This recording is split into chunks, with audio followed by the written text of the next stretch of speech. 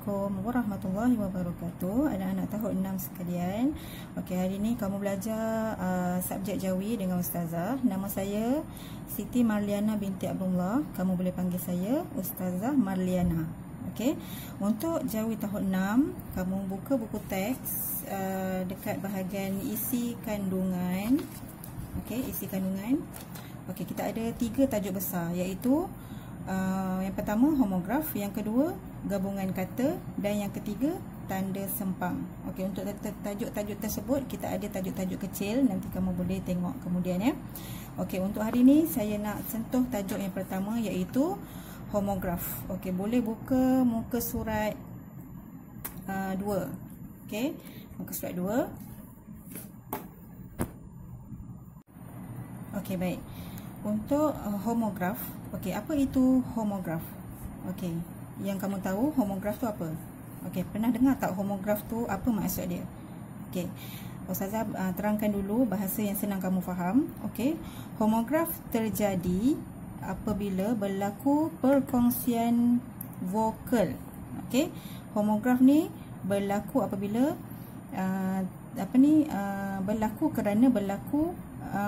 homograf terjadi kerana berlaku perkongsian vokal.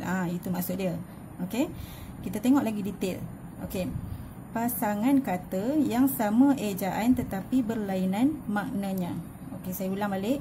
Pasangan kata yang sama ejaan tetapi berlainan maknanya. Okey, lagi sekali.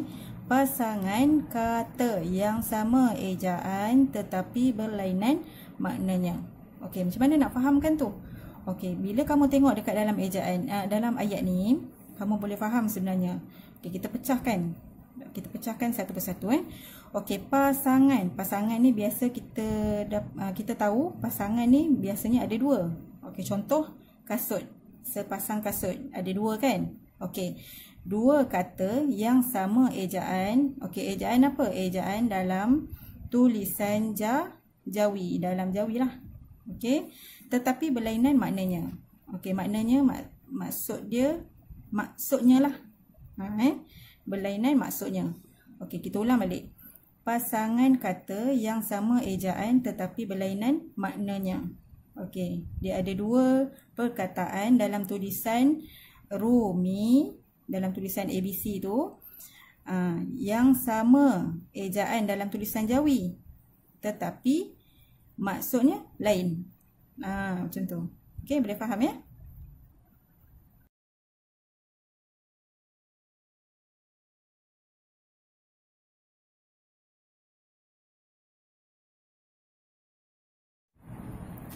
Okey, baik.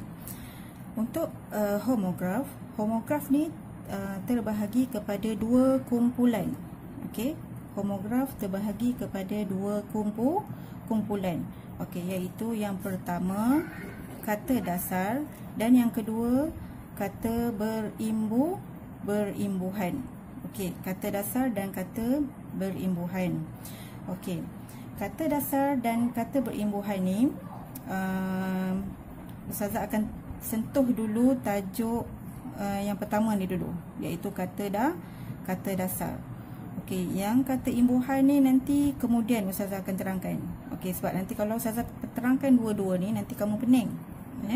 Okey, Ustazah akan terangkan dulu homograf pada kata dasar sahaja dulu. Okey, baik, boleh ya? Okey. Apa itu homograf pada kata dasar? Okey, homograf pada kata dasar ni pula terbahagi lagi kepada 2. Okey, terbahagi lagi kepada 2. Okey, yang satu, yang ni nombor 2. Okey, saya terangkan yang pertama ni dulu Okey. Baik, yang pertama ni ialah padanan vokal yang menggunakan huruf apa? Huruf I dan huruf E. Italing yang bunyi tu. Okey, saya ulang balik. Kata dasar terbahagi kepada 2.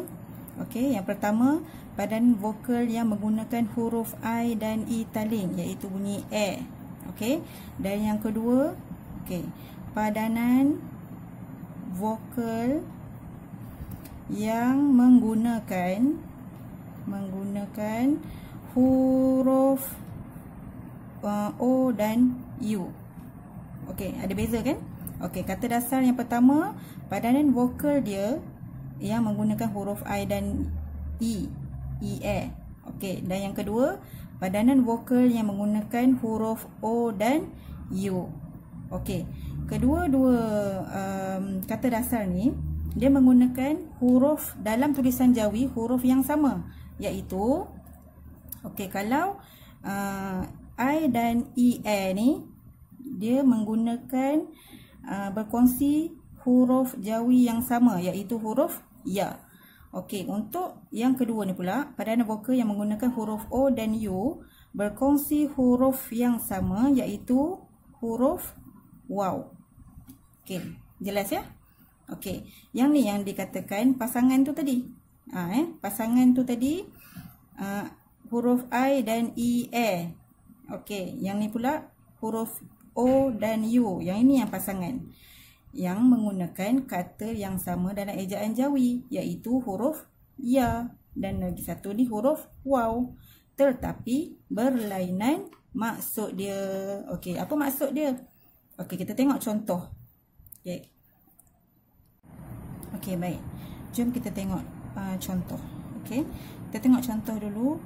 Padanan vokal yang menggunakan huruf I dan E. Okey, kalau kamu tengok dalam buku teks Jawi tahun 6 tu, muka surat 3. Okey, dekat sini dia bagi contoh ba, ya, lam, alif. Okey, dalam tulisan Rumi dia dalam tulisan Jawi dia menggunakan satu ejaan sahaja, tapi dalam tulisan ABC, iaitu tulisan Rumi, dia menggunakan ada dua perkataan tetapi berlainan maksud. Okey, saya tulis dekat sini untuk bagi kamu faham lagi. Okey, kita tengok contoh yang pertama. Kita ambil ba, ya, lam, alif. Okey, ba, ya, lam, alif. Okey, dalam tulisan Rumi dia ada dua maksud. Yang pertama bila, dan yang kedua bela. Okey, bila dan bela ni dia maksudnya lain. Tapi dalam tulisan Jawi dia menggunakan huruf vokal huruf Jawi yang sama, iaitu huruf ya, yang ni. Okey, huruf vokal yang huruf Jawi yang sama, iaitu huruf ya. Tapi kat dalam tulisan Rumi dia menggunakan huruf I dan E. Okey, jelas Kita tengok contoh yang kedua pula. Okey, contoh yang kedua dalam buku teks tu dia tulis kat situ sin ya. Okey, sesi ataupun sisi. Okey, sesi dan sisi berlainan makna, tetapi dalam tulisan Jawi dia menggunakan huruf Jawi yang sama dalam penulisan Jawi tersebut. Okey, sesi dan sisi menggunakan ejaan Jawi, huruf Jawi yang sama, iaitu huruf ya. Okey, jadi sesi dan sisi ejaannya sin ya. Okey, boleh faham ya? Okey, baik. Kita tengok homograf pada kata dasar yang kedua. Tadi yang pertama I dan E, yang kedua iaitu huruf O dan U yang menggunakan huruf Jawi yang sama, iaitu huruf waw. Okey, kita tengok contoh dalam buku teks kamu tu. Yang pertama kita guna ba, ya, ro, waw. Okey, dalam tulisan Rumi dia boleh jadi dua perkataan yang berlainan maksud. Okey, yang pertama biru, yang kedua biro. Okey, jelas tak? Dia sama ni macam yang I dengan E ni tadi.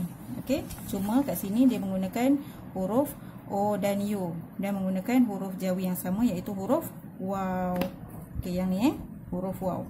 Okey, kalau dalam tulisan Rumi dia berlainan maksud tapi ejaan dia berlainan, tapi dalam tulisan Jawi sama. Okey, yang berlainannya kat sinilah U dan O. Okey, boleh faham ya? Macam berbelit-belit pula Ustazah terangkan. Okey. Okey, yang kedua. Cuba tengok pula muka surat 4 tu ya, dalam konteks pa. Okey, ni yang pertama tadi. Okey, pa, waw, lam, alif. Okey, dalam tulisan Rumi ada dua. Ada dua maksud, iaitu pola dan yang kedua pula. Okey, yang membezakan dekat dalam ayat ni ialah huruf waw. Dia menggunakan huruf Jawi yang sama, iaitu huruf waw. Tapi dalam tulisan Rumi lain. Okey, dia guna O dan U. Okey, maksud lain tapi dalam ejaan Jawi sama. Okey, jadi kesimpulannya kamu kena tengok juga ayat tu macam mana. Ayat dalam tulisan Jawi tu macam mana, barulah kamu boleh bezakan maksud perkataan tersebut. Okey, jelas ya? Okey, Ustazah rasa sampai di sini dululah untuk tajuk kita. Yang pertama iaitu homograf. Homograf pada kata dasar. Okey, next week kita akan belajar kata homograf pada kata imbuhan. Okey, jelas ya? Nanti Ustazah akan bagi latihan dan kamu boleh buatlah. Okey. Okey, itu saja daripada Ustazah. Assalamualaikum warahmatullahi wabarakatuh.